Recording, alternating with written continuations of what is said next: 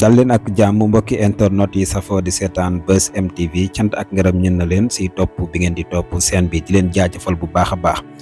ñu dégtal leen kaddu yi nga xam ne ay révélation yoo xam ne Babacar Touré Kewoulo daal dina koy def ay jàngat ci élection yi nga xam ne si leen jëm mu mel ni que ne nag élection yi donte campagne bi mu ngi wéy di dox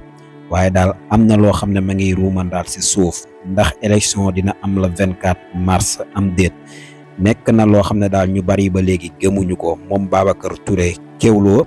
daat na si amal ay révélation ay jàngat yu am solo te pertinent lu ni mel ki di président Macky Sall ndax keneen du ko wuutu si diggante bi waaye est-ce que candidat lay doon boo xam ne si élection yi ñu jëm lay doon le 24 mars mooy tax ñu wuutu ko am déet